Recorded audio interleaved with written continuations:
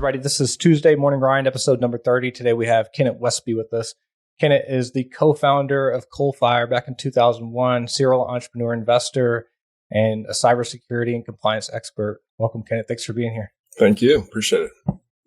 So you started, I think, one of the best firms in our space, which is pretty cool. It is. I'm in very 2001, before security was security that we know it today, back in 2001. So I'd love to know, how did you become an entrepreneur in the first place? Like, what was the process to do that? Did you know you were going to be an entrepreneur? Were you in security before that? No. Yeah. So probably, really young as, my dad had me, listening to Zig Ziglar tapes. For your younger crowd, probably nobody knows what that is, but, PMA and, I was racing bikes at the time. And so, he was really into, you got to get your mind aligned to, being a successful, winner in your sport. And in that, just, started Tony Robbins and all that at a very young age in middle school. And, really started enjoying the thought process around, living your dreams and all those kind of concepts in the PMA. And, got a opportunity to get a paper, sales position down at our ferry docks. Lived on an island outside of Seattle. And so that was really my first entrepreneurial business, was actually, hiring some school kids for employees and managing a business and, managing breakage and all that stuff that went along with that business. And then was, like I said, racing bicycles and things, and saw an opportunity in, 82, 83 to start a shoe business.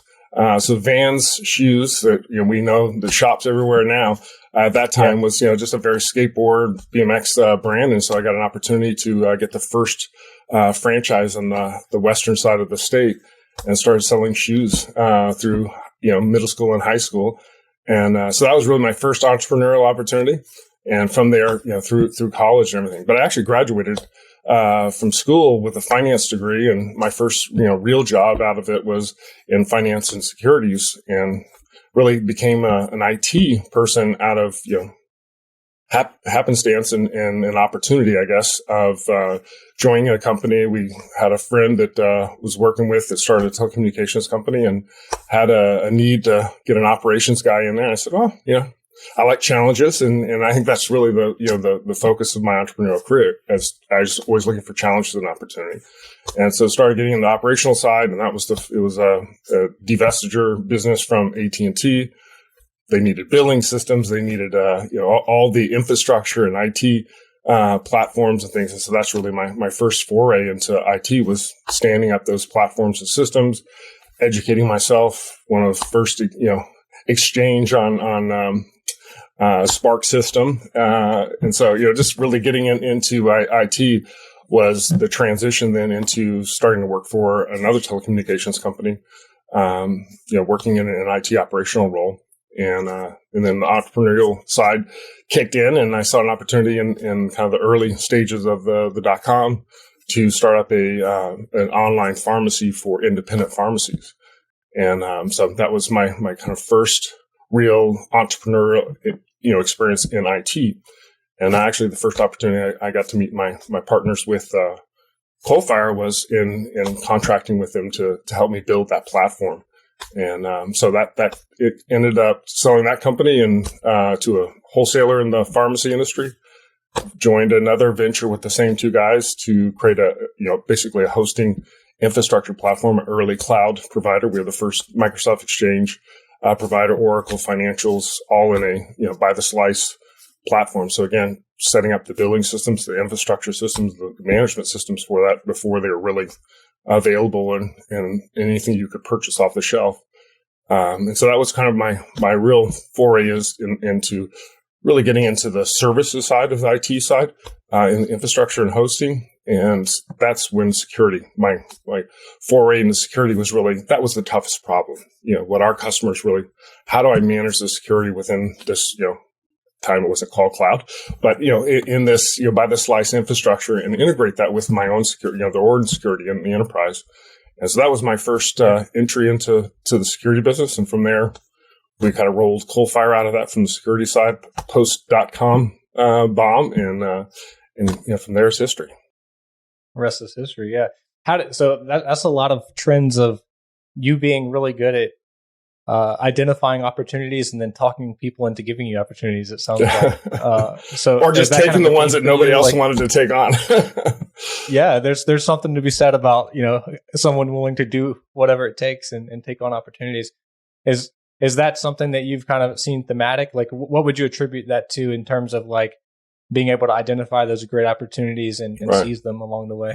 Yeah, I mean, I think that's the opportunities usually are there where there's something hard, right? And so if you can look out and say, what are people having a problem solving? Where's the challenge? Whether that is in the IT world or really anywhere in I would say both public sector and the public space or in entrepreneurial commercial space. It's really, where is that opportunity? What are people not able to solve easily? And then focus your efforts and look for opportunity to either on the consulting side in our services business is to step in and understand, how can I provide guidance? How can I understand the problem space and the solutions, and then turn that into a service offering?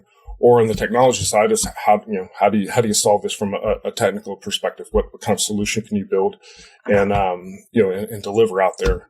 And so that's really been kind of the model I've taken to it, and even looking at the industry today of just assessing where I think there's opportunity from an investment or from where you're going to see change in the industry.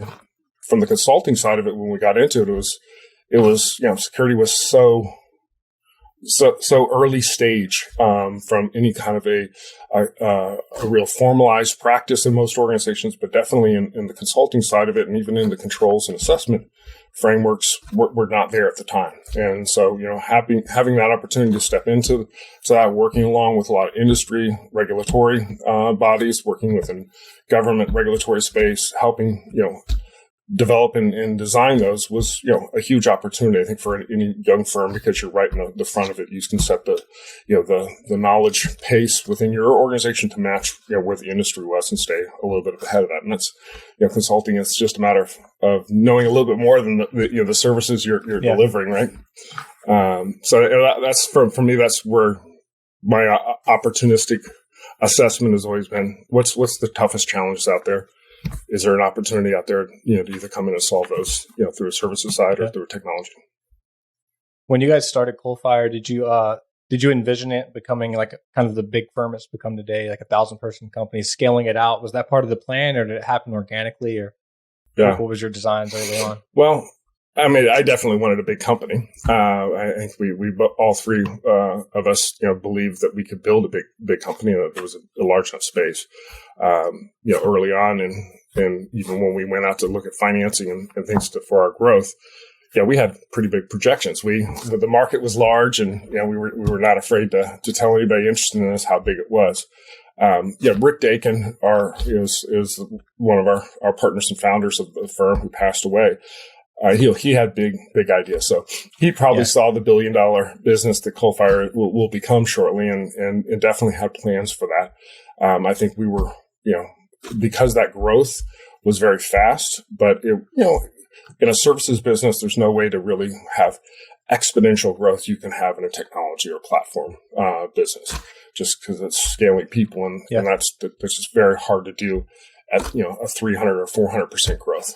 But we had 15 years of 45, 50% growth year over year. And that was a tough thing many times to manage, to say, how do I get 45% bigger than what was tough last year to obtain, and still keep the quality and still keep the integrity of, the culture and what you stand for as a business. Those are all big challenges.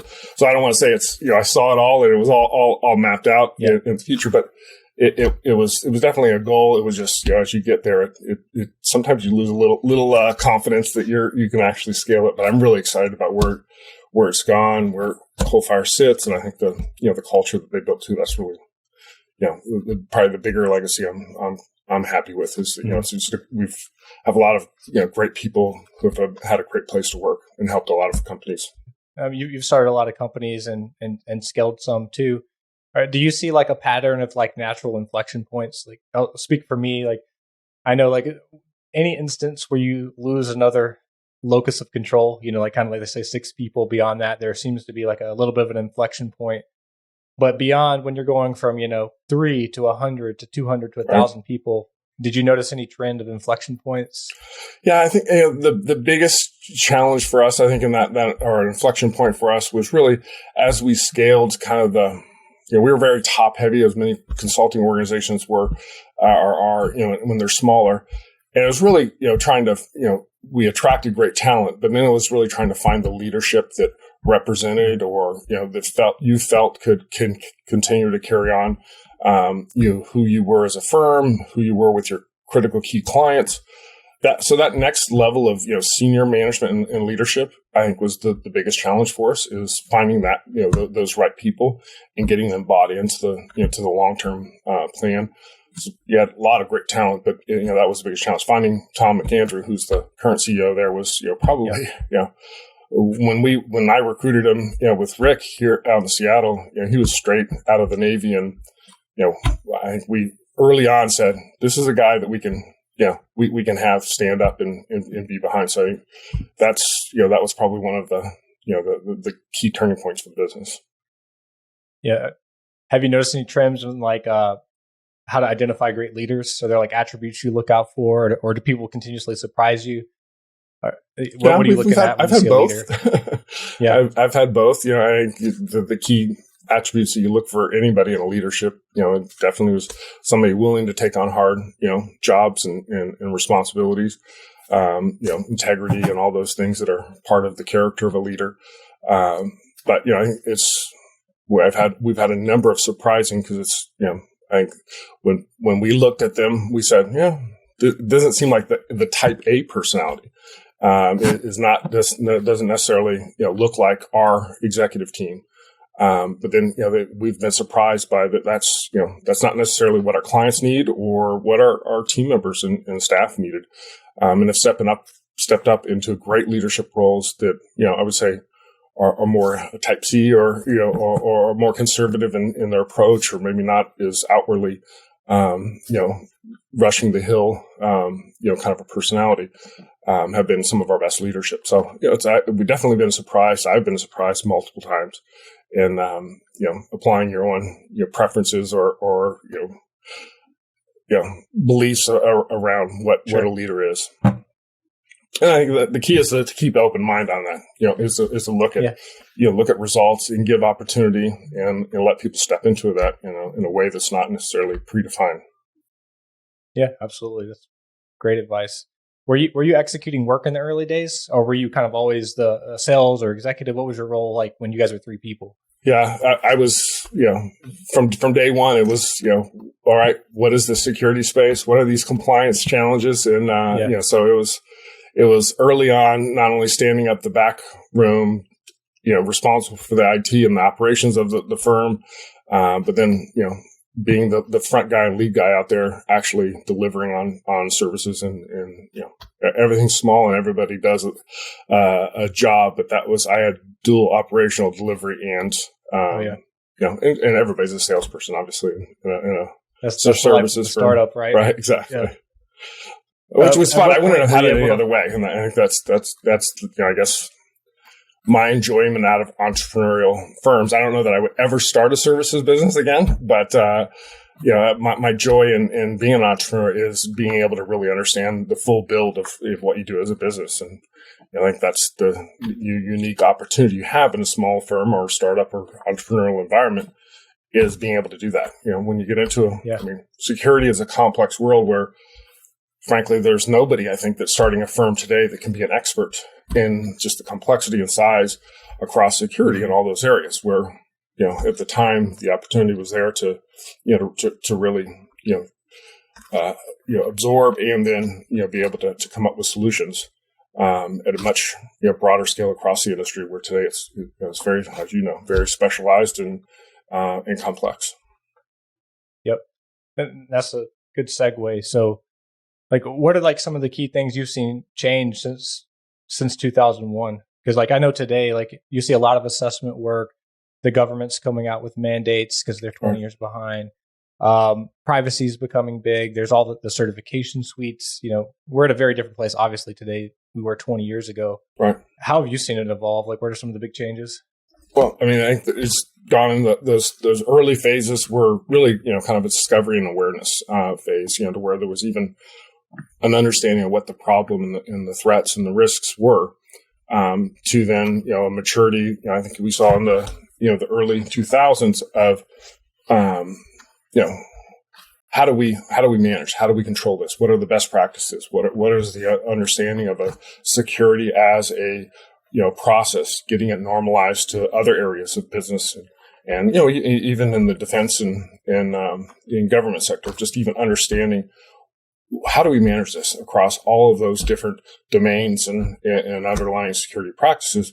That was the whole evolution process that we think is now so common, and so it wasn't very far back, right? We didn't even have really good frameworks until just 2 decades ago. And I think that was the time that we kind of cut our teeth as a security firm, as a consulting firm, and then then it really, the complexity of that is once the awareness was there, once an understanding of discipline and a practice was in place to be able to take on those challenges through controls, through assessment techniques, through underlying ways of which to manage, then it really turned into a solution oriented. What is the technology and solutions and programs that could then start addressing these? And I think that's where you saw a lot of transformation and really, security as a technology or solution oriented, and the explosion and growth of that, everything from, the detection side of it, intelligence side of it, to underlying, security network and everything else. And I think that's, that was a time that we then, were really in a great position to help organizations say, okay, now we're helping you understand the real risk. Then now we can come up with a program to address that. And then we can give you, be in an advisory position to help you select those technologies, the vendors, the ways in which you're going to manage that. That's an area where I think we stayed as an independent firm. We didn't build technology solutions. We didn't try to solve the security challenges. And I think that put us in a great trusted position with our clients. But then it also, I think, put us in a good position where the industry moved then, which was in the service provider and cloud, environment, completely changed the understanding of most organizations, government and commercial sector, to where security wasn't just something that they had to manage in their back office or behind their firewall. And then it really kind of extended out into this. And I think that's where we are today is that, security, the biggest challenges I see and the opportunities I see are with supply chain management, true reassessment of how we tackle supply chain risk, understand it, how we manage that supply chain risk through a very, very complex environment that, government and commercial sector really are just needing to look back and say, some of our vendor management and supply chain risk assessments were very cursory and very at the lowest, common denominator. And really that supply chain, the complexity of that has become so strong that the impact of those are really, I think, under assessed right now. And so both, I think, the services side of it and how to manage vendor management, supply chain risk management are an area for innovation, but also the technology and solutions that can be integrated into that and the depth of which they can go across the supply chain. I think there's huge opportunities in both of those. And I think what you're saying, with ransomware and other types of attacks today is that, the assessment of most organizations have not really assessed what is that really going to impact to their, the delivery of their underlying product or service. And, I think that's a big area for innovation, both in technology and in the services side. Yep. When you probably have the opportunity to talk to like a lot of executives and boards, like what's the pulse at that level? My sense is there's probably some enhanced visibility. Like there's probably not a board talking about security right now. Are you seeing the same thing amongst leaders and decision makers at organizations that they're very conscious of security? Yeah, I mean, definitely. I mean, it's in the boardroom. It's probably, if not one, it's the top three issue in most board conversations. I think the position of whether that's the CISO or other advisory position coming on the board has been elevated dramatically in the seriousness of which is taken and the resources that are being provided to it is night and day from what I've seen over the last 15, 20 years. It is amazing. But I still think that there's, outside of the supply chain and risk management around vendors, it's also that really kind of integrating security into the underlying services, solution development, integrating them into the product teams, integrating them in to all areas of the service offerings. Security still sits on the side in most of those, whether that's the development process and integrating that into your development SDLC, to integrating that into your vendor selection, or even to the fundamental design of your services and offerings. Security still is, I would say, a sideline player. It's a much more important player in it. Like the more that can be integrated, as well as opportunities to really get reassessed how most organizations have developed their products and services, I think is an opportunity to really reduce that, reduce the risk and reduce their exposure, other than just, reactive mode, which is still, I think, probably the majority of the way you see security evolve today. And in the early days, sometimes I think we have it harder today. In other ways, I think we have it easier. So, for example, if I go to a leader, they know what cybersecurity is. They've seen the headline. Right. Whereas, there's maybe there's an uptick in events today, so that might make it harder. But, back in the early 2000s or mid 2000s, what were the conversations like back then? Were you bringing security to the marketplace, or were people seeing this as an IT problem, but you were putting a security play on it? What were the conversations like? Well, you were definitely, trying to balance yourself in not being the scary bedtime stories, not over amplifying, risk and threats, to where you try to, over amplify the importance. But at the same time, you were bringing them a new message and a message that there wasn't a whole lot of awareness, and definitely not internal awareness on that. I think that's the benefit we have today, is that there's much more awareness on that. I think, there was a phase that we went through in security where the understanding of privacy and data security were, you could get executives' heads around that. They could understand the potential risk and damage, to reputation, to the underlying customer and service offerings. And then I think, we went through a phase where some of that didn't come through, right? Big fines didn't come. Companies didn't go out of business automatically as soon as they had major data breaches. You saw a little bit of hey, it's a risk and we should manage it, but it's not a fatal risk. And so I think the privacy and data security side of it lost a little bit of its, impact, I guess, as far as how you manage that, how much do you invest in managing that risk, and understanding that. I think that's where you're seeing now in the supply chain side of it, when you're seeing in service disruption, when you're seeing in the service operating and delivery of it, the integration dependency you have with major corporations and their ability to deliver the underlying services, customers' tolerance of not having that service, with that's critical infrastructure, IT infrastructure critical to businesses. That's a different game than somebody worrying about a regulatory or a fine or a reputation harm in the industry. That is the potential to change the market, to change your customer base, to change, frankly, the operation of as we're seeing in a defense perspective in a nation state side of it, attack. It realistically is the number one weapon we're going to see thrown around there. I think what we're seeing is that most of the non-nation states, they see cyber as their greatest tool. The nation states are looking at and saying conventional weapons and conventional wars are not going to get us the results without a response that is worse than what we inflict. And so I think you're seeing that it's also going to be the attack vector of choice for coming years. So I think those things around impact and service, the chain, the supply chain, and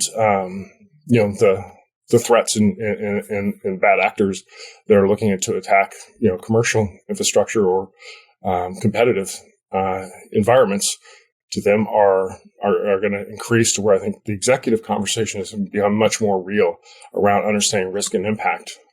We've seen just even in the most recent scenarios that it's not It's not an esoteric conversation. It's not one of, well, it probably is not going to be as bad as this. They're going to be big. And, the cost right now. You can't access your SaaS application or your gas prices go up. It becomes right. really fast. And that's a different conversation. Yeah. Or based on that, the underlying IT providers that, you can't deliver your services, so you can deliver your fundamental login or authentication process. I think that those are areas where, companies are going to say, that those have major disruption, major financial, impact to them. Yep. One thing I think is cool about your journey, besides all the cool technology and security stuff that you've had the opportunity to be part of, is I think security today has a bit of an ethos. Like, people think of a security firm and it's like cool tech firm. There's a certain personality associated with security people, but I think you were a big part of building that, because you can look at firms like Coalfire and what trying to build Risk 360. When you were building that, did you do that consciously? Was there always this kind of I guess call it this ethos of security where it's a cool culture, it's tech focused? Can you talk about building that firm and what you were thinking as you guys were building the culture and recruiting those type of people and that kind of thing? Yeah, I think it was less. It was hard to sell cool. Let me tell you that. Yeah. From anybody in the assessment, audit, or security field in general, other than pen testers. It's hard to sell cool. Auditor. Yeah. So, I mean, we obviously, it's fun. And I think that the thing we sold the most and, continue to sell, within Coalfire is, and I'm sure within your firm as well, is we're really the front line out there helping protect, our way of life. When I say way of life, I mean a free market, a personal liberties around privacy and security, around commercial and an ability to do business in a safe and reliable, available way. That we're kind of we're the frontline fighters. We're alongside, government, level responsibility, but in a much more fun space. To where you can go out and we have much more flexibility in how we fought that. And so that was really kind of creating that environment, that culture, which is, you're doing good work. It's yes, we have a job. Yes, we get paid upon, going out and showing up every day, and sometimes doing boring assessment work or boring audit work, or, going out and delivering, lots of work at night, typing away or assessing, firewall logs and things. But in the end, we're doing really important work. And so part of that culture was really bringing that and say, okay, it has to be more than just the delivery of that service to be effective. We have to be bringing that data back. We have to be bringing that understanding back. We have to be bringing that collaboration back into the firm, communicating that amongst our team, working with and being very active, proactive with all the other industry regulatory and government regulatory bodies. So the opportunity for education, for training, certification, participation, for authorship around, insights and everything, that was the culture we wanted to create, which was, this is an area you can come and make your career. This is an area where you can come in and really make a difference. You can change, the safety, security, and effectiveness of your lives and those around yours lives by being with Coalfire and being an excellent team member with Coalfire. And I think that transferred really well. And everything from participation in cool hackathons to visibility and recognition for doing cool work as best you can, since most of that stuff you can publicly disclose. It was an area where people said, Coalfire's a place I like to work, because it's a place I can first see that they're making a difference, but also they're giving the ability for a platform and recognition for their team members for that contribution. And but that was the coolness, I guess, that I would say is cool as you can get, other than wearing black shirts and having fire somewhere around. Yeah. Well, I think it is important. We talk a lot about that here at Risk 360. Is like, it is important that we get to do meaningful work that moves the needle. Yeah. In terms of meaningful work in terms of what moves the needle, in that we are doing something that it sounds cliche, but is important to society. Like, no one's going to argue that security and privacy isn't fundamental to what we do today because of the underlying technology that we all enjoy. Then you think about stuff like virtual reality and how we're all interconnected and 5G, and it's like, it's only moving more and more that way. Yeah, absolutely. And election security. And then all of a sudden you're like, well, this is really the fabric of society, and we get to participate in some of that. And even if you have to do a boring audit every once in a while, being part of something that moves the needle for society is it's hugely satisfying. Rewarding. It is. And the other area too is I would say the same kind of, thing that brought me in and brought Rick and Alan into founding Coalfire and, our initial team in building the company was let's tackle hard stuff. Right. And so as soon as we, solve an issue, we optimize that through process and delivery capabilities. And, we built technology and platforms to try to, facilitate that and deliver that more efficiently. So you're not spending as much time doing the redundant, doing the boring side of it. Where are the new opportunities, right? And so we tried to encourage that across our team, which was go find out what our clients are having real problems with. What is the industry doing? Where's the next role? And so, cloud security was an area, virtual machines and cloud security were areas where we early on said, okay, we're going to, if you're willing to take on this problem, if you're willing to invest in coming up with solutions, we'll compensate, you to where you have the time, energy, and resources to do that. We'll reach out and find the partnerships and others that want to work with us to solve those problems. So, and that continues on in new areas of security. So having a firm, whatever size you are, to where you can create that culture of learning is always a positive. Investing in building IP, building understanding, building education with your team members will always pay off. That's not a dead space, investment. There's a lot of firms look at, and even if those team members end up leaving or going into other firms and whether that's your clients or other competitors, for a while, I mean, we felt like we were educating and certifying, the world's security workforce. We had, Coalfire was the greatest place to come work and get a, really high paid gig, somewhere else. And so, we went through that phase of, should we be making all these investments and have somebody, run off somewhere else? And I think that we resoundingly kept coming back and saying, they're always going to be Coalfire alumni.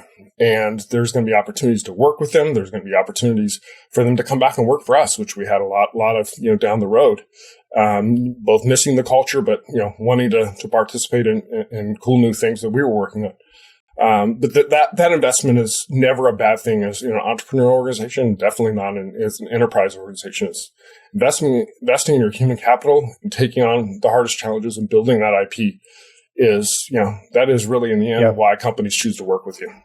Yeah. And what a cool part of your legacy. I mean, for me, having started Risk 360, that's something I hope to have too, is like when you can look back and you have alumni, not just you making a difference, but you have alumni like coming up with frameworks and working on the latest technology and also coaching and training and starting businesses. Running businesses. That's cool, man. That's what it's all about. That is really, absolutely. And for our clients too, is, a lot of our clients early on, we were working with a lot of small firms, tiny firms, a lot of startups looking at, taking on their challenges for, fees that a lot of the big name firms wouldn't, be able to justify or rationalize in their economic models. We took those on, and that was really gratifying, is to see some of those really fundamental startups, some of them well-funded, some of them not well-funded, develop into major, opportunities. Some of the, the technologies, whether it was Square and others, that were on the financial and payment side of it, were really napkins when sitting in Jack's, living room that then become multi-billion-dollar, industries. And that's, I would say, more rewarding than even financial payoff and other things. And it's just seeing that. We're kind of similar in our journey that, so we're 5 years in. But there's some firms that we were working with even year one. We just had a few had an exit or had a multi-billion-dollar valuation. Right. And it's kind of cool when I knew when it was just 4 folks at the company. And I remember visiting their office, and now they're, worth $2 billion and going public and stuff. That's really satisfying to watch that journey. And I know you've been through that many times. But cool. Well, Kennet, I appreciate your time, and this has been an awesome conversation. And thanks for being a huge part of the industry. So anybody working in security owes you a small debt of gratitude. So, I don't know about that, but I appreciate that. It's been a pleasure to be a part of it. Awesome. Well, thanks for your time, and hope to do it again. All right. Sounds good. Thank you. Take care.